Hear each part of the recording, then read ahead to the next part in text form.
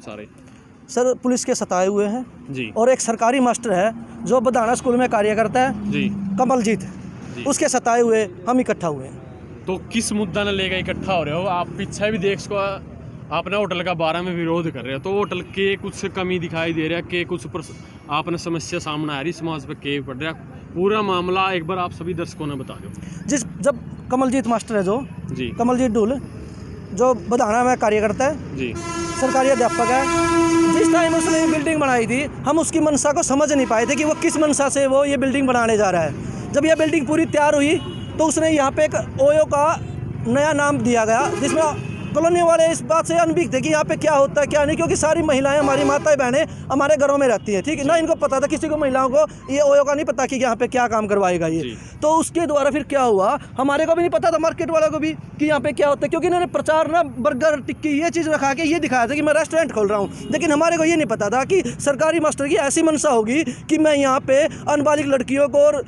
School वाले जो 18 साल की लड़कियां होगी उसको मैं कानून समझा के मेरे द्वारा संचालित होटल चलवाऊंगा। ठीक है, जब हमारे को पता लगा कि यहाँ पे तो ये काम हो गया कि 12 बजे से सुबह 7 बजे से लेके 12 बजे तक 2 बजे 3 बजे तक कोई 1 घंटा के लिए लड़की आ रही है, कोई जा रही है, कोई बालिका कोई नाबालिका, कोई स्कूल की आ रही है, कोई जा रही है। तो मैंने तो ये तो कॉलोनी वाले को पता लग गया, सबने हमारी माताओं बहनों को मैंने बताया कि यहाँ पे तो ये काम होने लग गया, तब जाके हमारे को सब पता लग गया सबको भी, तो तब जाके हम इकट्ठा हुए हैं। अगर बात की जाए होटल तो काफ़ी पुराना दिखाई दे रहा है और इन्होंने ओयो की सरकार से परमिशन भी ली होगी, तो आपको कैसे पता चला कि इतनी सारी समस्या आ रही हैं, लड़कियां आ रही हैं, नाबालिग भी आ रही हैं, आप बोल रहे हो, आपको कैसे फेस करना पड़ा?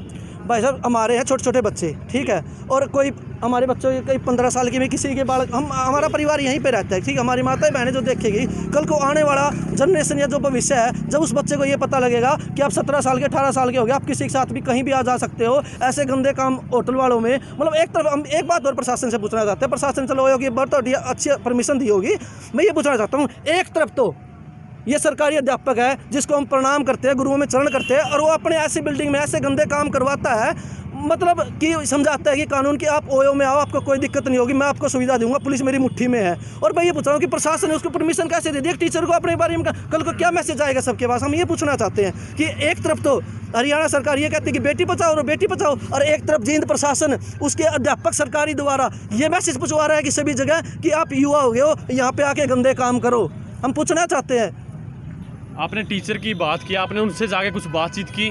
उसका भाई से भी की, उससे भी की बात, वो कह रहा है क्या रिजल्ट आया? मेरे को पैसे कमाने हैं, इसके लिए मैं कुछ भी करने को तैयार हूँ। तो हमने उसको और भी ऑप्शन दिए कि आप और भी गंदे कार्य कर सकते हो, आप समैक बेचो, सुल्पा बेचो, आप और कुछ करो यहाँ से जाके, लेकिन हमारे ऊपर जनरेशन में क्यों करो? आप प्रशासन से मिली वक्त के आप कुछ करो। आपने इसके लिए क्या कुछ कदम उठाया? प्रशासन से बातचीत की या किसी और का साथ लेने की आपने कोशिश की किसी से? हम सभी सबसे पहले इकट्ठा हुए, उसको भाईचारा पे बनाने के लिए हमने इतवार को उसके पहले टाइम नहीं देता था, उसको टाइम दिया तो संडे ने उसका टाइम दिया, संडे को जानबूझ के वो आया नहीं जी। तो उसको फिर हमने सभी ने इकट्ठा होकर यही कहा कि चौकी में इसकी दरखास्त दो, तो हम तब जाके चौकी में इकट्ठा होकर उसकी दरखास्त दे के आए। उसके बाद पुलिस ने हल्का फुल्का थोड़ा एक्शन लिया है, लेकिन उससे हम संतुष्ट नहीं हुए, तब जाके हमारे को मजबूरी में ये तंबू गाड़ना पड़ा जी, मजबूरी में। तो अब ये कब तक का धरना चलेगा? कब तक समस्या सोल्व हो सकती है आपकी? है कुछ मतलब दिखाई दे रहा है रिस्पॉन्स? सर सरकारी मास्टर है जो, उसने बताया कि मैंने 36 महीने के लिए किसी के साथ एग्रीमेंट किया हुआ है जी, जिसमें लगभग 2 महीने वो गुजार चुका है, तो हमारा 34 महीने का होता है, मतलब जहाँ तक हमारा चल सकता है। 34 महीने का अल्टीमेटम इसने हमारे को दिया है कि 34 महीने तक बैठ सकते हो आप। अगर बाई चांस फिर भी कुछ नहीं हुआ तो आपका क्या कदम रहेगा आगे? देखेंगे डीसी साहब के गेट के आगे बैठेंगे, उनके कोठी के आगे बैठेंगे, उनको बताएंगे, उनको फोटो वीडियो दिखाएंगे कि क्या होता था यहाँ पे, और उसके बाद होता तो फिर शायद हम अनिल विज के घर के बाहर भी बैठना पड़ जाए, खट्टर साहब के बाहर बैठ, कि इसके सरकारी कर्मचारी के क्यों दबाव में है प्रशासन जी, हमको ये नहीं समझ में आता, क्यों उसके आगे नमस्तक है जींद प्रशासन। एसपी साहब की ऐसी क्या मजबूरी है कि ये गंदे काम करवा रहा, होटल नहीं बंद करवा सकता?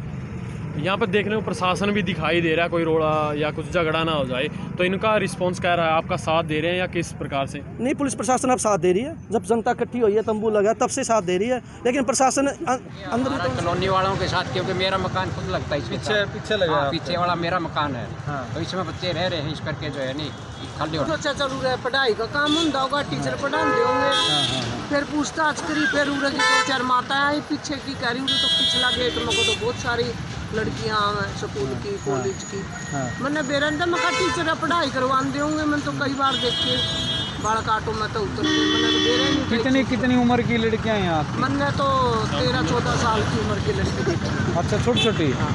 अच्छा, 14 की तो 15 की, 16 की।